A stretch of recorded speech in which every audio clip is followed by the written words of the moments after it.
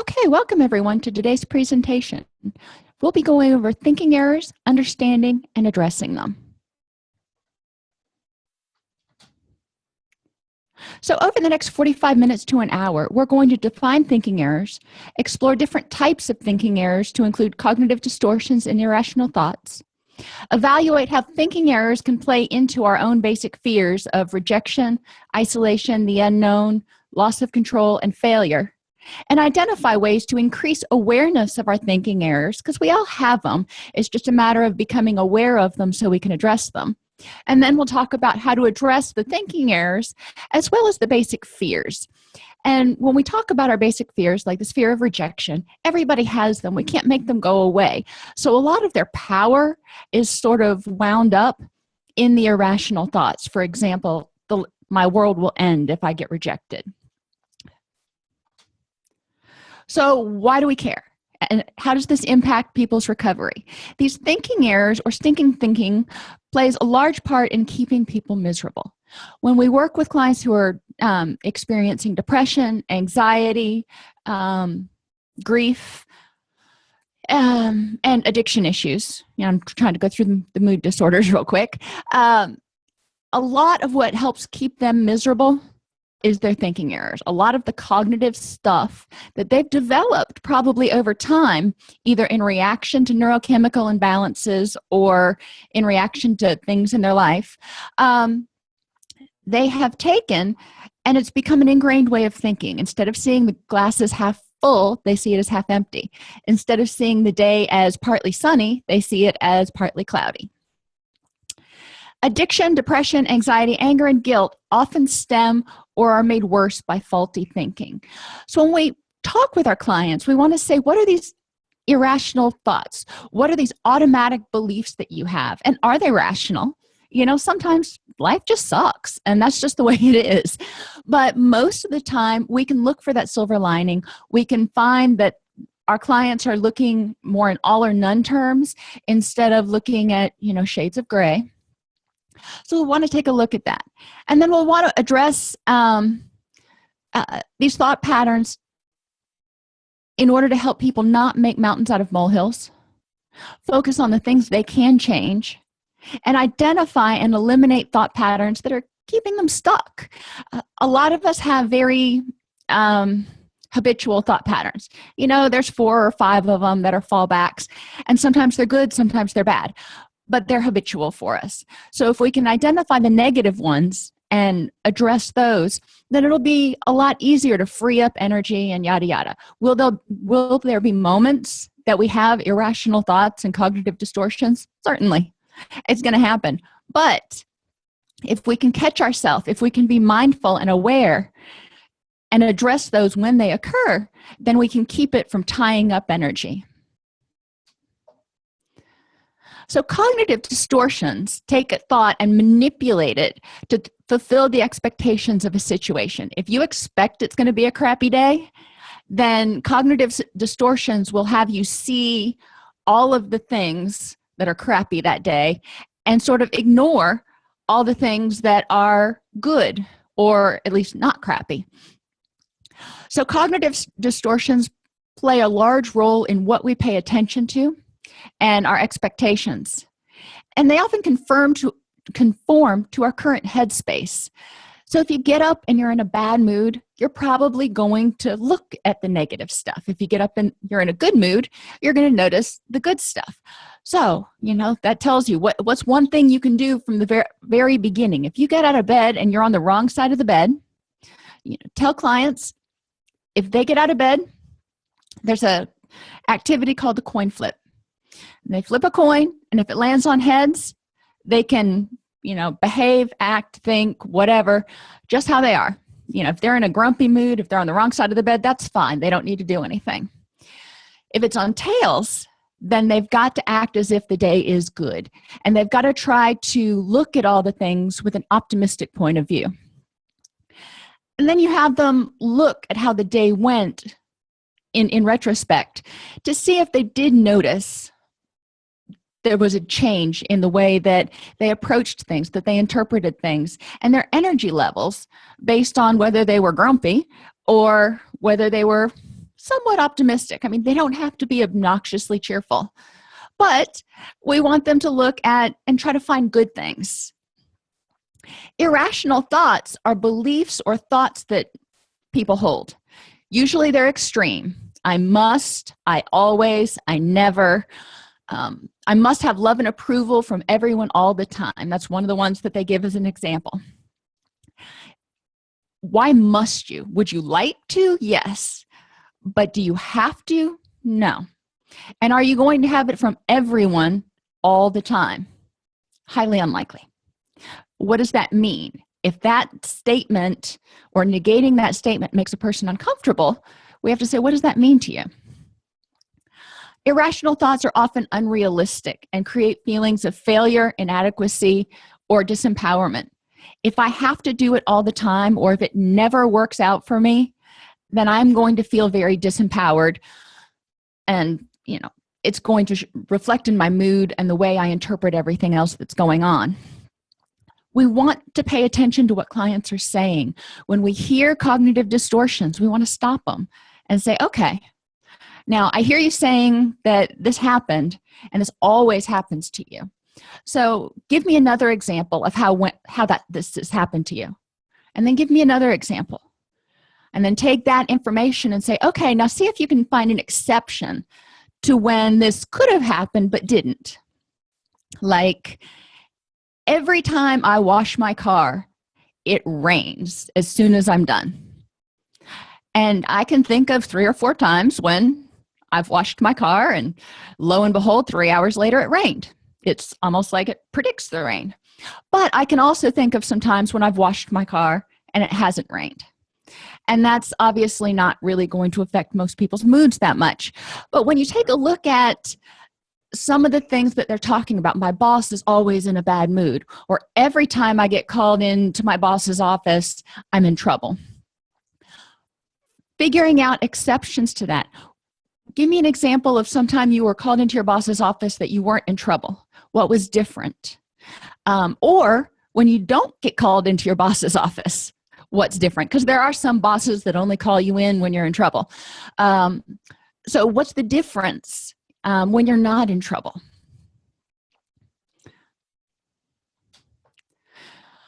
So some of the favorite cognitive distortions: personalizing, making it all about me. Somebody walks down the hall and they're grumpy and they grimace, and I take it personally. I go, ooh, I must have offended them.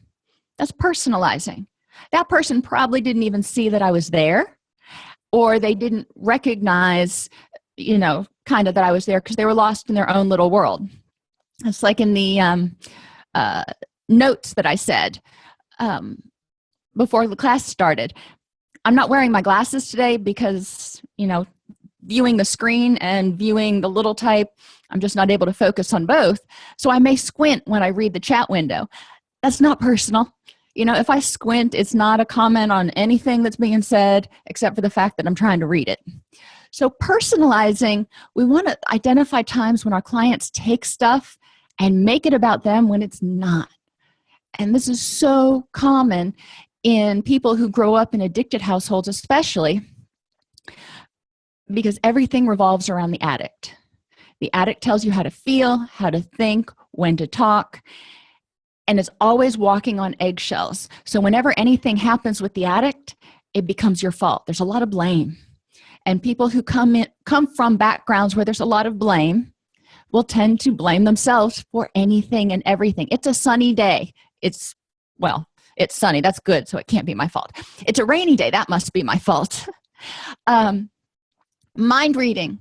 Assuming you know what somebody is thinking is a huge cognitive distortion. Assuming that you know that your roommate is mad at you for this, that, and the other, or assuming that somebody can read your mind and that your roommate knows you hate it when she leaves her stuff out in the living room. Well, if you haven't told her, she might not know, because guess what? It's not all about you. So both of these are kind of opposite sides of the same coin of being all about you. If something is bothering you, or you think something's bothering someone else, Don't assume, don't guess, ask or say something. Mind reading doesn't work. All or nothing thinking, I talked about that earlier. And a lot of our clients will see things as it has to happen every time. Or they'll take one example of something happening and say, well, it happens all the time. You hear about these things all the time. It's probably not that common. So if they say people get in car crashes all the time and it's not safe to drive, well, let's look at the data. Yeah, car crashes are pretty darn common. However, how many cars are on the road that don't get in crashes? So we want to look at both sides of it. We want to take away the extreme nature of it and look at conditions. When is it more dangerous to drive? Yes, there are probably more crashes when it is dark, foggy, and the roads are icy from a recent, ice storm. That's probably not the best time to be out there driving. So yeah, there are going to be a lot of crashes then. But if it is sunny weather and not rush hour and, all things considered, is driving all that unsafe? So we want to help them look at these polarizations. Every time they say an extreme word, and you'll hear in your clients there are certain ones that they like to use. Always, never, have to. Challenge them to take that word out of their vocabulary and replace it with a conditional word. Instead of sometimes, say a lot of the time, or instead of all the time, say sometimes or a lot of the time. Even in session, if they just practice changing their verbiage in session, it'll go a long way. One of the things, and this isn't a cognitive distortion, but one of the things that we talked about when I was in college was having clients focus, and I can't remember who it was. I think it was Aaron Beck, but I can't remember. Said to eliminate the words can't. Eliminate the word can't. It's not that you can't do something, 99% of the time. Men can't have children, but there are very few of those that are true can'ts. It's I choose not to. I choose not to. Helping people take their power back. I can't is like, I'm hamstrung. I'd love to, but I'm not able to. I choose not to gives me the power to say, I could if I wanted to, but I don't want to. Small changes in vocabulary. And, we don't want to give clients 15 things to change in a week. Pick one or two words that they often use that seem to cause them the most distress, or have them pick one or two words. Talk about themes that you're hearing where they use the word all the time. Everybody does this all the time. Everybody does this all the time. So I've heard this is a recurring theme, that it seems like you feel like everybody in your life does bad things to you all the time. So instead of saying everybody, let's focus at any time it happens on exactly who did what and how many times. Such and such betrayed me and told me a lie last week. That's not everybody all the time. That's such and such lying to you last week. So it helps them keep a little bit more perspective, and also have them identify exceptions. So who doesn't betray you? Who in your life hasn't done awful things to you? Who in your life has done some good stuff and some bad stuff? We're not perfect. Catastrophizing. Making a mountain out of a molehill. Going from 1 to 15 on a 1 to 10 scale in 2 seconds flat. Most things are not a catastrophe. They're inconvenient. They're frustrating. They're depressing. But they are not the end of the world. A client's car breaks down. Now, this is pretty common for a lot of my clients. They go into a tizzy. It's just like, I'm not going to get to work. I'm going to miss counseling. I'm not going to get in for my urine drop. And I'm going to go to jail. And they're going to take my kids away. And I'm like, whoa. Let's stop. can we prove that your car broke down? Because in substance abuse and dual disorders counseling, if you've got legal involvement, a lot of times you have to be able to prove it. So, okay, can we prove this? If we can prove it, could you have planned better? Maybe, maybe not. But your car broke down. It happens. So what's the next step? Getting all wound up and foggy-headed over it in this adrenaline haze is going to do no good. So let's stop, figure out how to decompress, and then start making plans for how to handle it. This goes a lot into some of the dialectical behavior therapy techniques that we've talked about. When they feel a feeling, if they know they're one of those people who goes from 0 to 120 in 2 seconds flat, when they feel that feeling, they start to get upset, remind them to use whatever skills that you've worked on together to identify the feeling, but they don't have to react to it. And then talk about distraction, whatever they need to do to get through that adrenaline rush. Overgeneralization. Taking one thing and applying it to every other situation. If you have a fight with a female friend saying, well, I don't get along with women. Where did that come from? Even if you have a fight with two female friends, to say that means you don't get along with women is kind of an overgeneralization. My guess is there are females out there you would get along with. So when clients come in and they say, I can't work with a female counselor, okay? There may be situations where that's true, and there's nothing we can do about that. And obviously, we want to try to put a client in a situation where they feel the most comfortable. In residential treatment, that's not always possible. In private practice, that's not always possible. If you are the sole practitioner in your practice and you're a woman, and somebody comes in and says, I can't work with women counselors, it's like, well, we got a choice here. But encouraging people to look at overgeneralizations. Shoulds do you no good. I should have gotten up earlier. Well, you didn't. So how can you prevent it from happening again?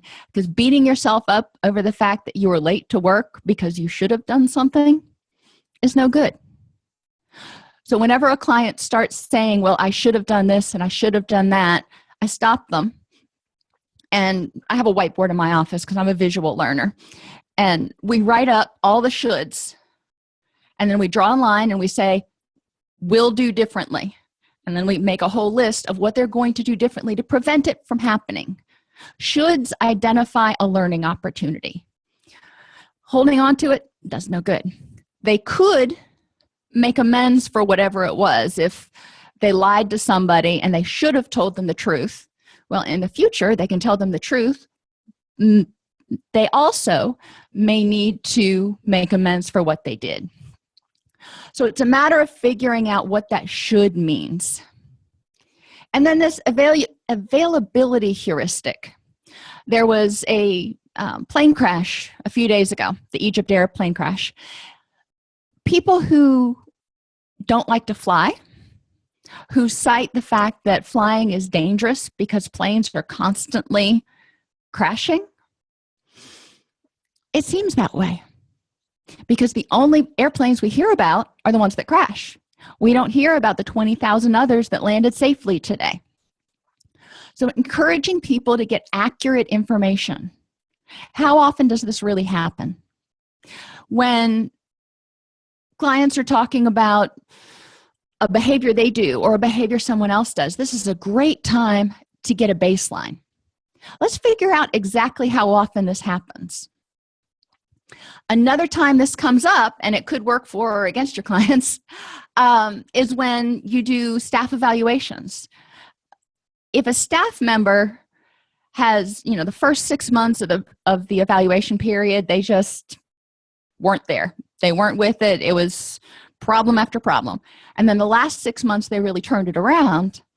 The tendency may be to forget that first 6 months because the last 6 months has been so awesome, we just kind of block out or make excuses for the first 6 months.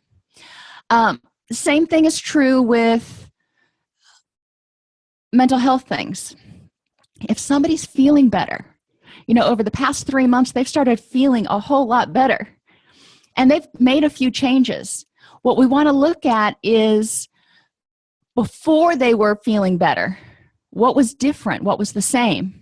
Because it may be they're just going through a really, I don't want to say an easy period in their life, but a less stressful period in their life. We don't want to send them out there with false security saying, oh, I've got this by the tail, and then have life come along and kick them on their butt again. I don't want to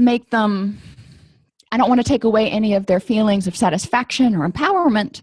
I just want to make sure that they are aware of what may trigger their depression. I haven't been depressed for the past 3 months, but that's where our relapse prevention plan comes in, to remember all the things that could trigger an episode. Is it triggering it right now? No. But guess what? You're addressing your vulnerabilities, you're living mindfully, you are doing all the things that are in your recovery plan, you've got a lot of support, you haven't gotten back into this mindless kind of living. And what we find is relapse really occurs mainly under, 3 conditions. 1, they never really had recovery anyway. They were just kind of holding on by the skin of their teeth. 2, they become mindless in their actions. They are getting up, eating breakfast, going to work, coming home, eating dinner, going to sleep, getting up, and repeating. And they start forgetting all the stuff that they need to pay attention to. They start getting back into these thinking patterns. They stop paying attention to whether they're being positive or negative. They stop paying attention to preventing their vulnerabilities.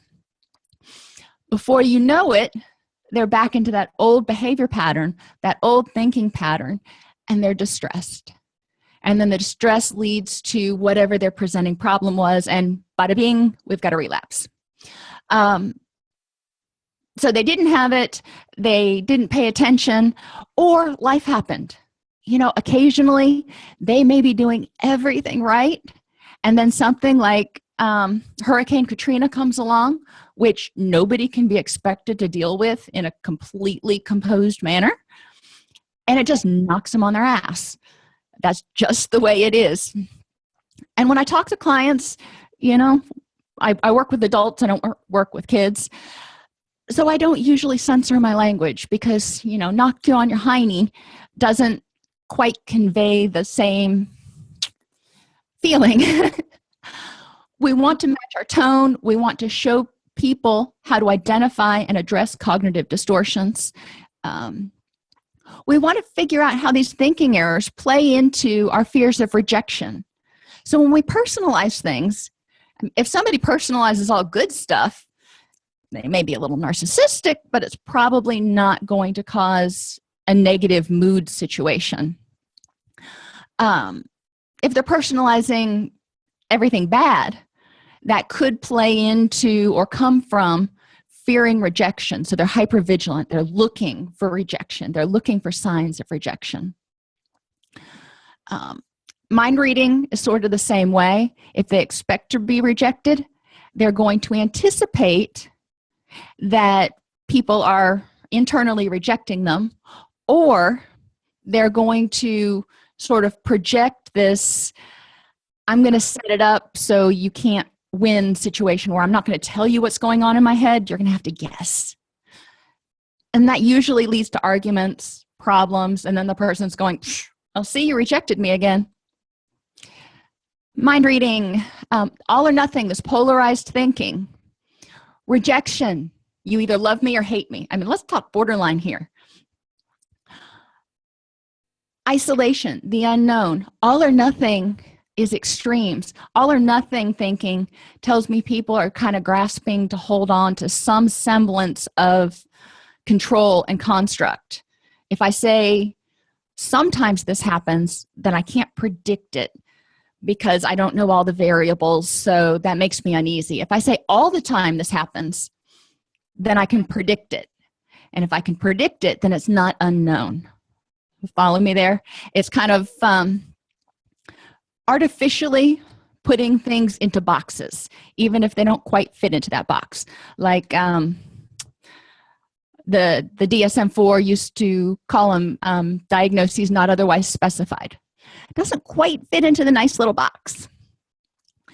That is not comfortable for a lot of people.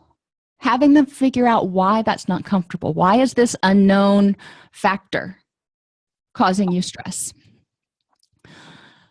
Maybe because of loss of control. And generally, when we look back into the history of our clients, we see instances where they've been rejected, been isolated, had a lot of stuff that was completely out of control, especially when they were kids. They had no way to control it. They couldn't predict it. Foster care, law enforcement, all kinds of stuff gets involved when you're talking about people with co-occurring disorders. And a lot of times in these dysfunctional households, the children are not provided a sense of accomplishment or a sense of love or a sense of safety. So they develop a sense of failure.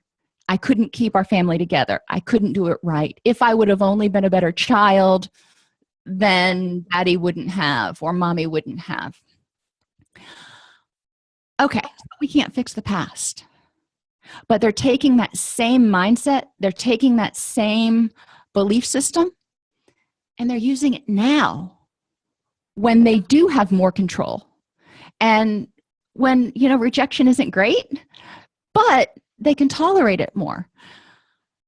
Rejection by a parent, that's a whole therapeutic issue in and of itself. But we want to talk with the client about how is trying to get that person's acceptance today as a 25-year-old, how is that affecting you? And is it worth your energy? What would be different if this person accepted you? How would that affect your life? And if this person never accepts you, how is it going to change your life? And, just to throw a kicker in there, what can you learn from this person about how you do or do not want to interact with other people? So irrational beliefs are a lot of times that people take thoughts and they've learned over time that there are certain beliefs that they have to hold on to. If I make a mistake, it means that I am incompetent. Is that true? Sometimes, yeah. Sometimes we make a mistake because we're incompetent. Sometimes we make a mistake because we were careless. Sometimes we make a mistake just, for a lot of reasons.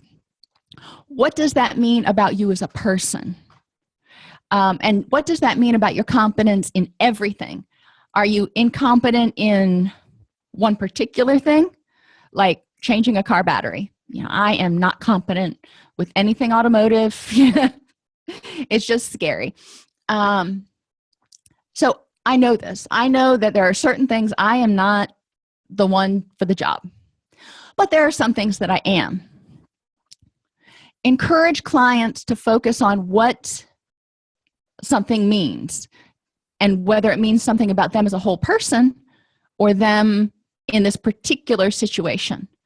So take that globalization, that all or nothing thinking, and kind of squish it down. And you'll see cognitive distortions and irrational beliefs kind of overlap.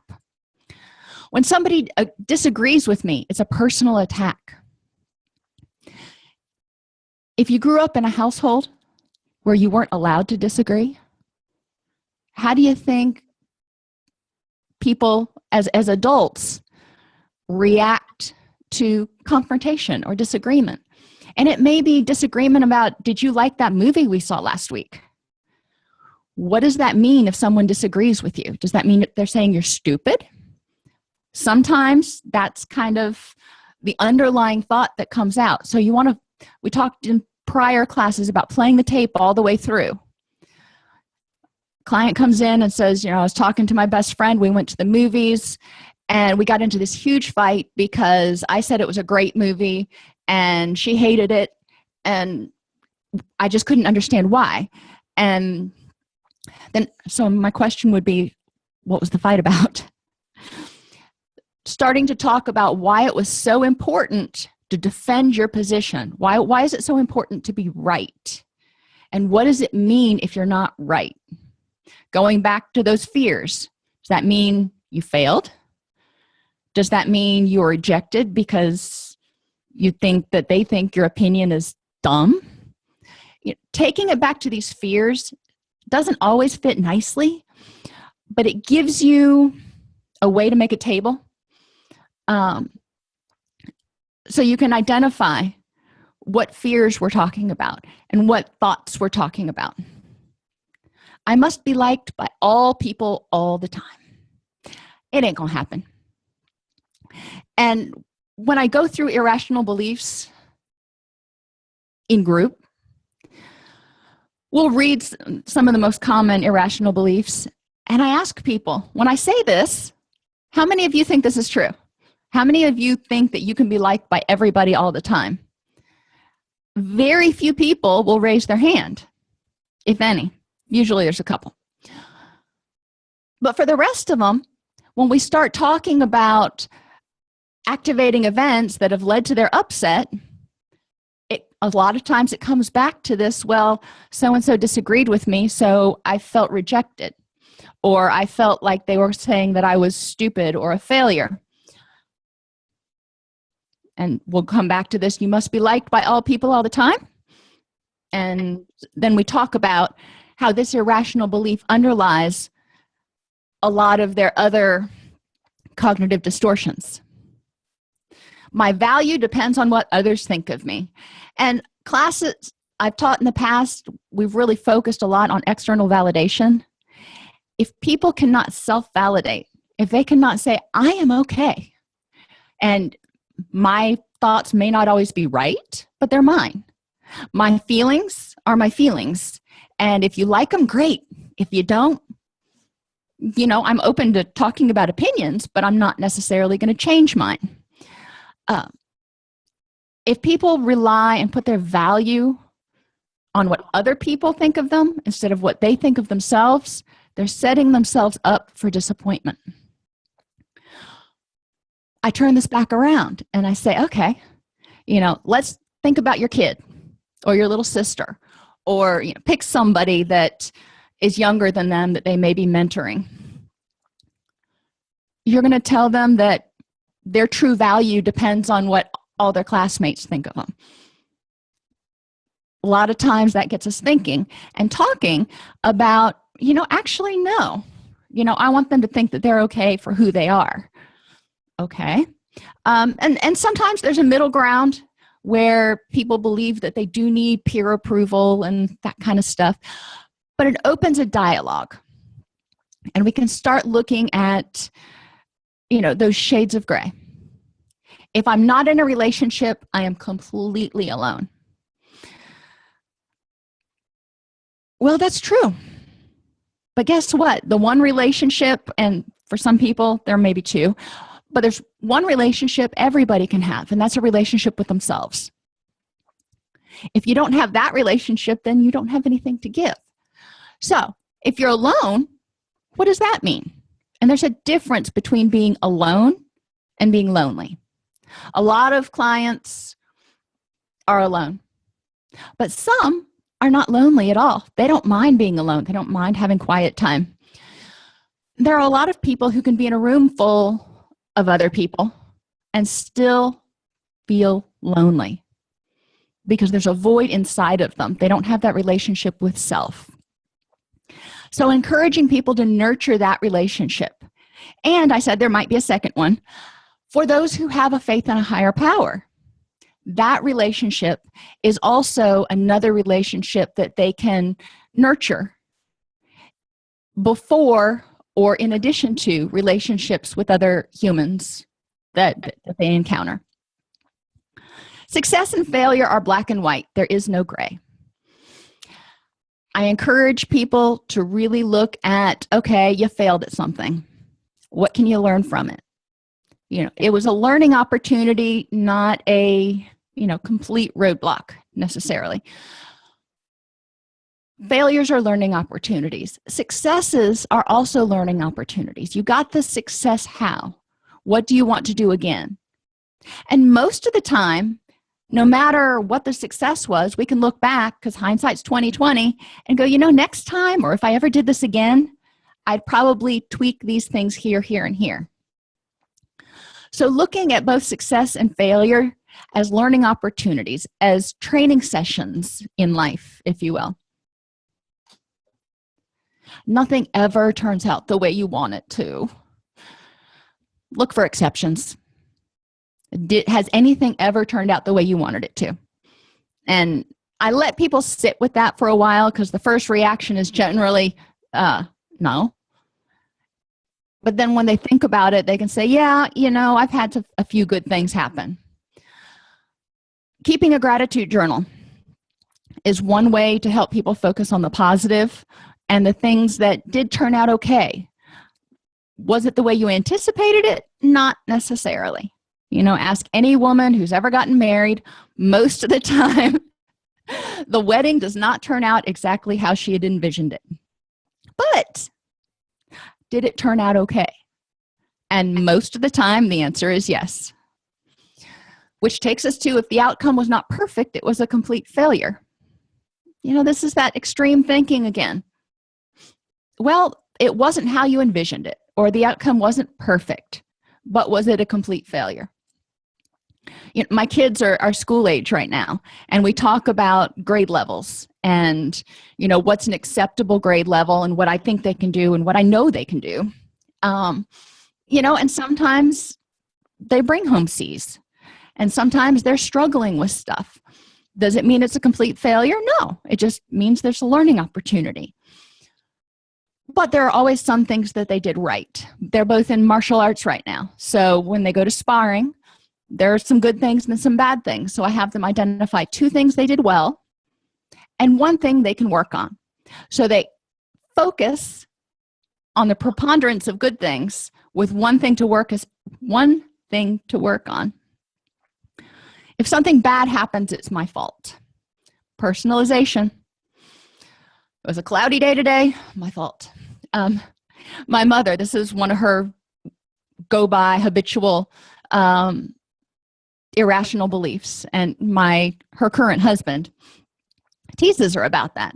And he's like, oh, there was a train wreck over in Siberia. Must have been your fault. And is it funny? Not really, but the fact that he can point these things out to her and be like, okay, you're taking things way too personally, in his own sort of jovial way, and they have this communication, it jolts her back into, okay, maybe it wasn't my fault that train crashed over there. The past always repeats itself. Well, the sun rises and the sun sets. That's true. There are some things that are going to repeat themselves.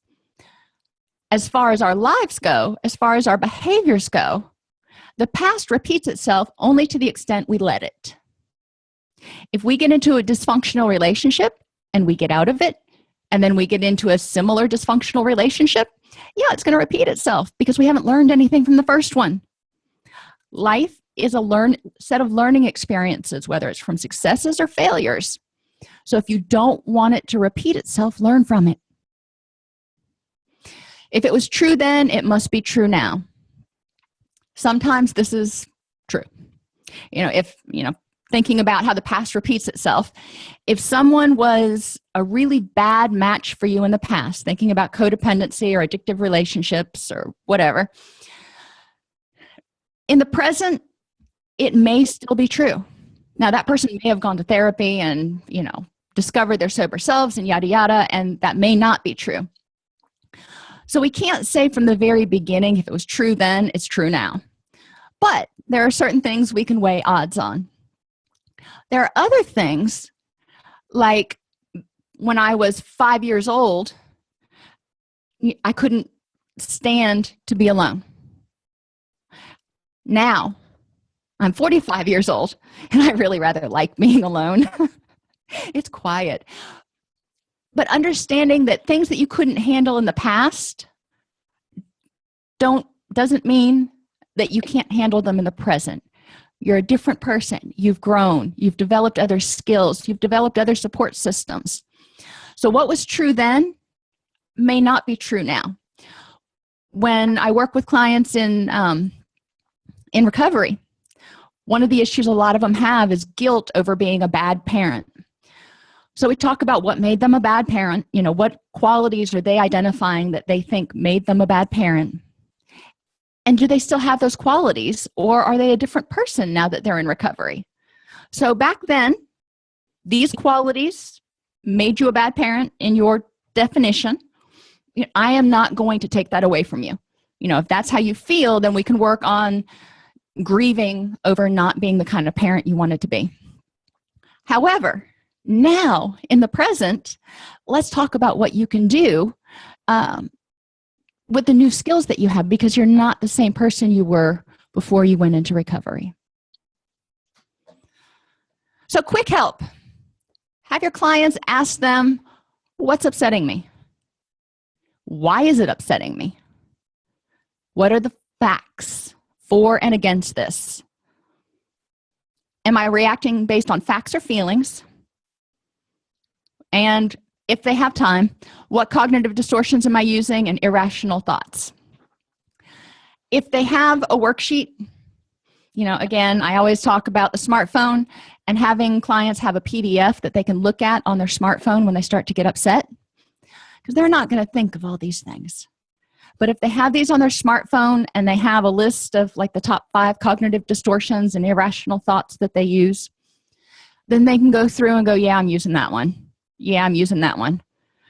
Oh, yeah, and I'm blowing this all out of proportion based on how I'm feeling about the situation. It gives structure. It also gives the person time to decompress, to let that adrenaline go away.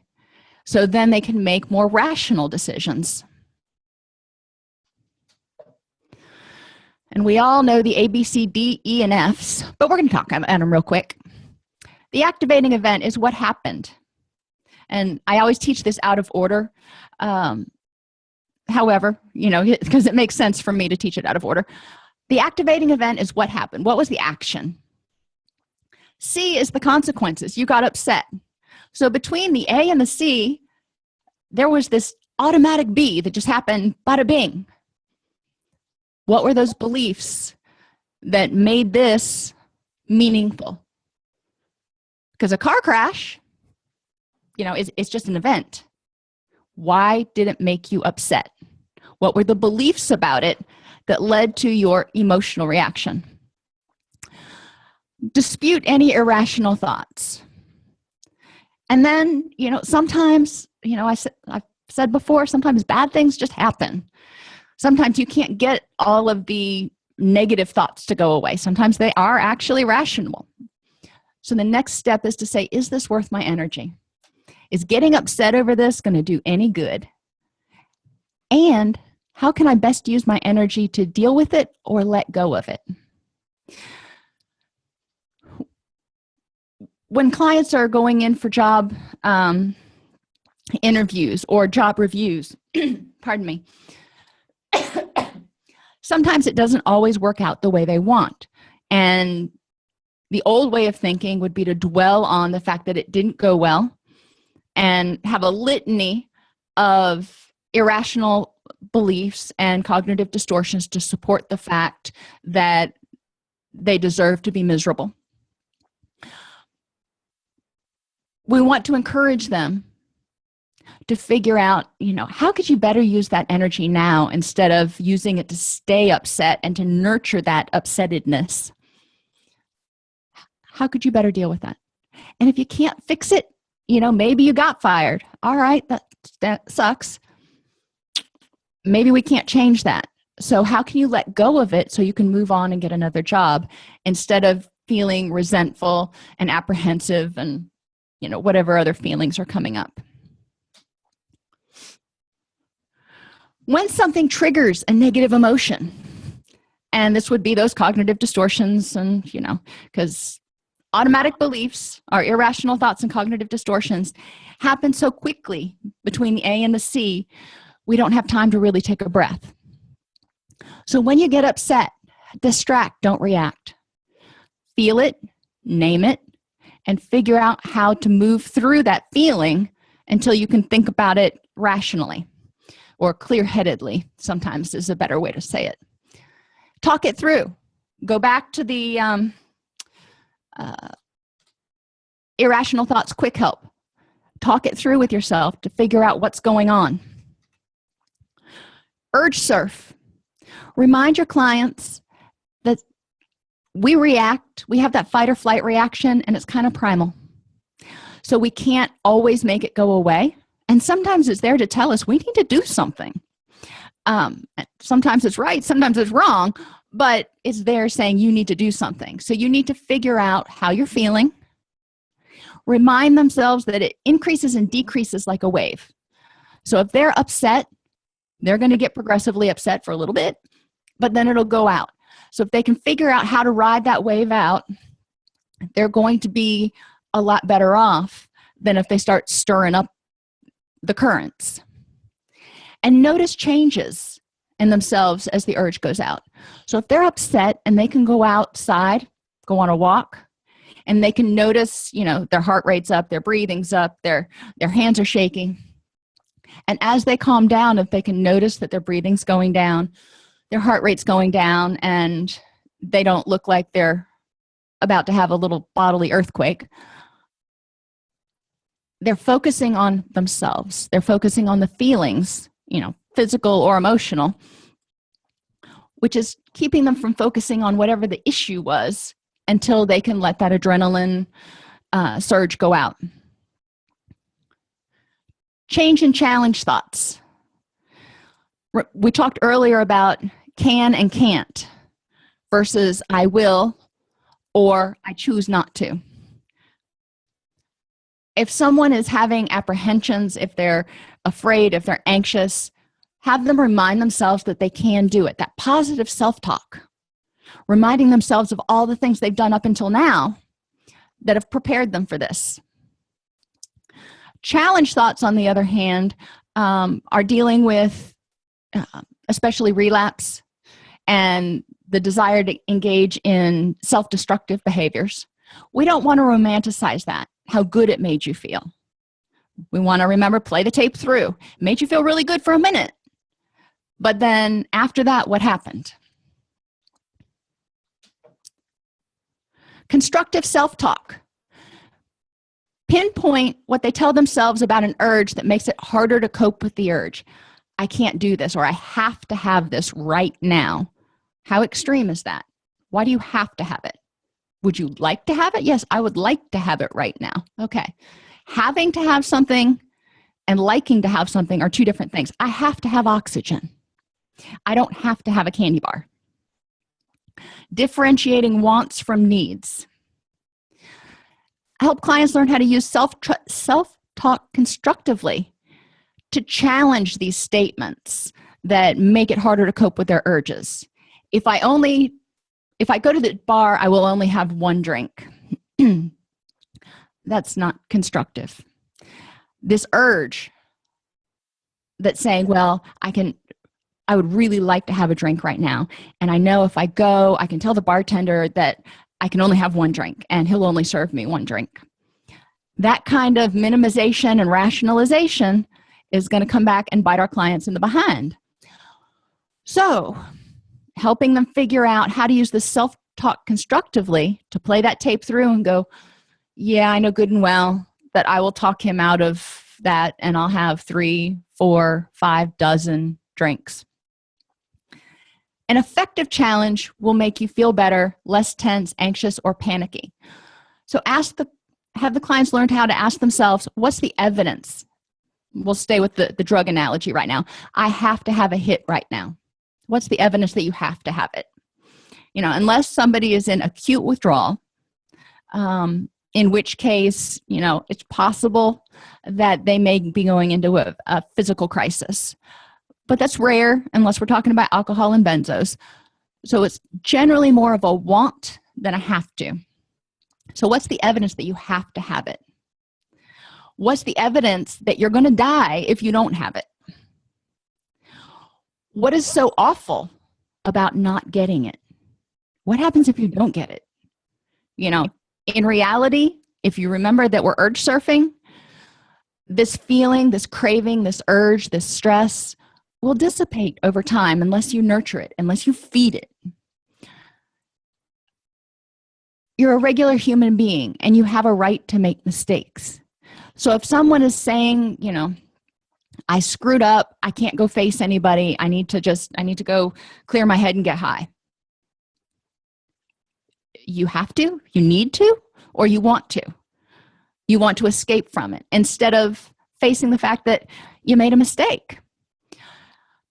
Going back to that all or nothing thinking and that fear of failure, fear of rejection, when people make mistakes, a lot of times they want to crawl into a hole. And that hole is their addiction or their depression, where they kind of pull the covers over their head and they don't want to come out. Encouraging them to look at what's making them feel like they want to do that and challenging those beliefs. So distressing thoughts worksheet. I'm just going to go through this one really quick. What's the evidence? Am I assuming causation where none exists? Am I confusing thought or feeling with fact? Am I close enough to really know what's going on?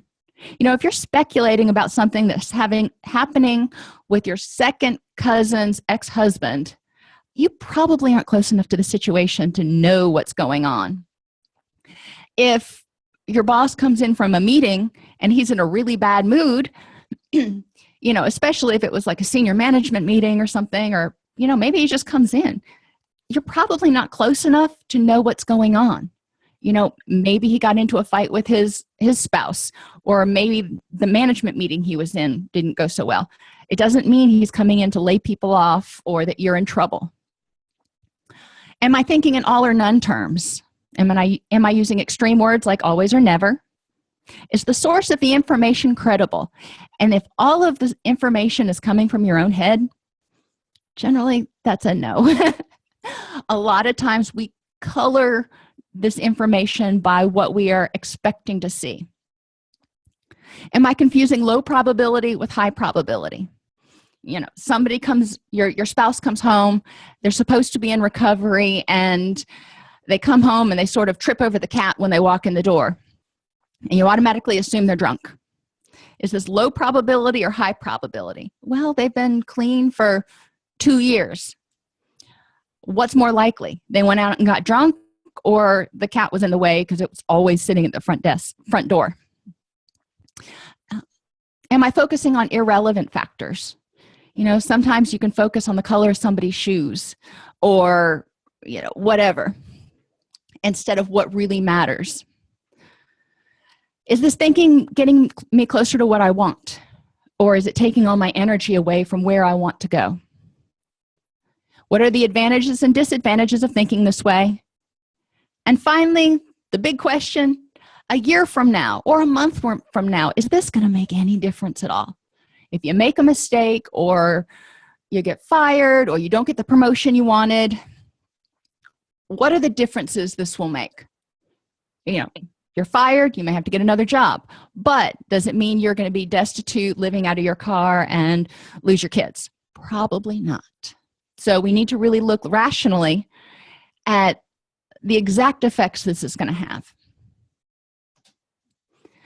Other CBT interventions, reminding clients just to recognize how thoughts can cause feelings and feelings can cause thoughts. If I'm depressed, I'm going to have a harder time thinking cheerfully and seeing the sunny side. If I'm happy, I may tend to give people a wider berth. I may minimize and make excuses a little bit more. I may try to look at the optimistic side or the silver lining. If people practice acting a certain way, and that's why I love the heads and tails activity. Sometimes I even say if it's heads, act grumpy and depressed, and if it's tails, act happy and cheerful. And tell me how much difference it makes in your day. And a lot of times I'll do this when I teach at universities. And it makes a big difference for the staff, or for the students. Schedule in activities to increase positive emotions and mastery. Schedule in recreation. Hello, all work and no play. Exposure with response prevention. If there's something that really stresses your client out or makes them anxious, if you have the training, working with them on exposing them to the situation and preventing them from running away, acting out, hurting themselves, whatever the case may be. I am terribly afraid of enclosed spaces. Even thinking about going in an MRI machine makes my heart start to race. So I would start just thinking about going into an MRI machine and get to the point where that doesn't stress me out. And then laying down on the MRI machine, but not going into the tube, and et cetera, et cetera. And sometimes you got to, pretend or make certain situations up that mimic whatever it is, because you probably can't lay in an MRI machine just randomly. Recognize negative thoughts and improve problem-solving skills. If you can't fix it, how are you going to let it go? In group activities, list thinking errors and discuss how those patterns of thinking protected you until now. For example, they protected you from being disappointed if you expected to fail or expected people to leave. If you just expect that, then you're not going to be disappointed. So I'll list all of the thinking errors, or 10 of them up on the board, and we'll talk about how they protected the person until now. But then we move on and say, how can you eliminate those thinking errors, and why don't you need them anymore? So what's your countering mantra? So instead of saying, I need to be loved by everybody all the time, saying, I need to love myself all the time, and not everybody's capable of loving. It's about them, not me. Or whatever your group comes up with. I like this activity because not only do we talk about the irrational thoughts and cognitive distortions, but the clients have to manipulate the material in order to come up with their countering mantra, so they really ingrain it. Identify thinking errors that you still hold on to and why, and then develop a plan to start addressing them. Decisional balance, and we've talked about this before. What's the benefit to these old ways of thinking, and what are the drawbacks? What's the benefit to the new ways of thinking, and what are the drawbacks? We have to make it more beneficial to change our behavior.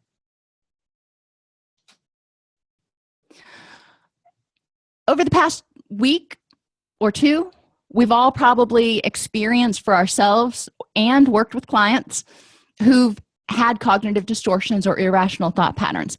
I encourage you, just for a baseline, because I like baselines, pay attention to your own thinking over the next week and identify some of these thinking errors that you have and ways that you might address them, because we do. I mean, most of us have at least one or two fallback thinking errors that we may catch ourselves on, but they still come up now and again. And then think about how you can start integrating this knowledge of thinking errors and cognitive distortions into your counseling technique. How can you integrate this into your work with clients? CBT is a technique that helps people understand how thoughts create feelings and vice versa. It helps us address and identify negative self-talk. Issues and events from the past do not need to continue to negatively impact the person. The awesome thing is, thinking errors were learned and they can be unlearned. It just takes time. Negative thought patterns form and maintain a negative or vulnerable, disempowered self-image. So helping people address these empowers them and creates a stronger self-esteem. Thank you for attending, and let me know if there are any topics you'd like me to cover in future webinars by sending me an email at support@allceus.com.